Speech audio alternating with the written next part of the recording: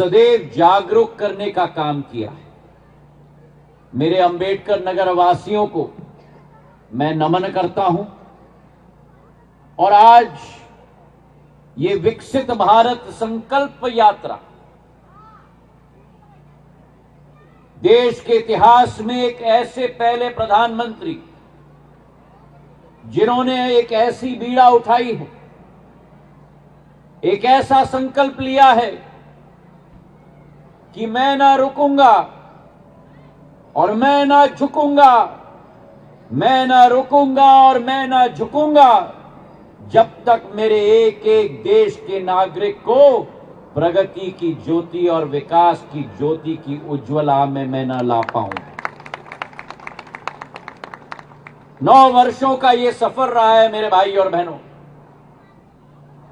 एक यात्रा रही है 9 वर्षों की।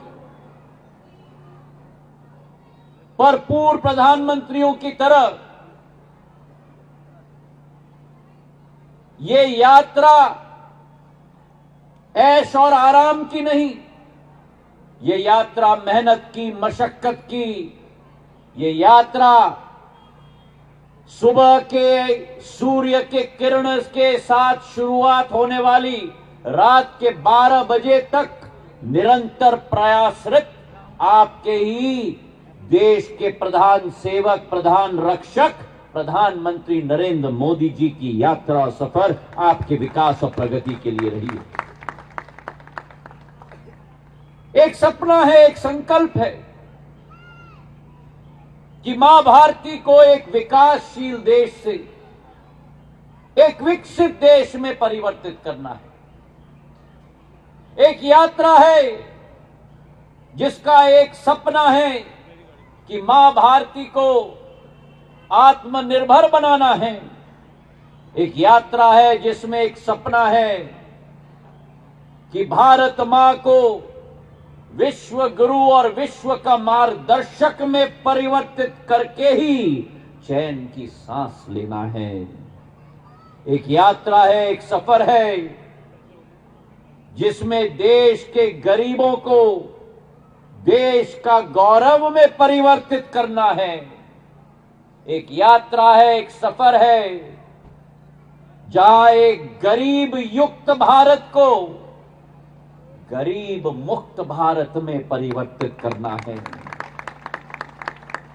एक यात्रा है, एक सफर है जहां एक कमजोर भारत को एक स्वच्छ भारत, एक कमजोर भारत को एक स्वस्थ भारत और एक कमजोर भारत को एक स्वच्छ और स्वस्थ के साथ एक समृद्ध भारत में परिवर्तित करना है।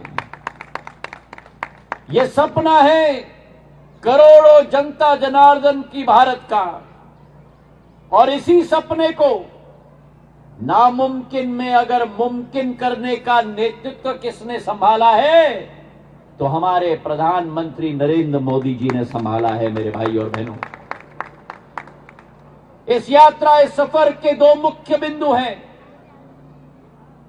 पहला बिंदु है गरीब कल्याण, और गरीब कल्याण के साथ साथ गरीबों का सशक्तिकरण हो, क्योंकि अगर उस मां भारती को विश्व गुरु में परिवर्तित करना होगा तो वो केवल मुट्ठी भर लोगों के आधार पे नहीं होगा। वो परिवर्तन तब होगा जब भारत की 140 करोड़ जनता जनार्दन के एक एक व्यक्ति उस अभियान में जुड़कर मां भारती को विश्व गुरु में परिवर्तित कर पाए। पिछले 65 वर्ष की आजादी के किसी ने, सरकार ने ध्यान नहीं दिया। एक सोच और विचारधारा थी भारत के बारे में विश्व पटल पर कि टेक्नोलॉजी में सबसे पीछे, सरहद पर दुश्मनों के सामने घुटने टेकने वाला भारत, भ्रष्टाचार से युक्त भारत।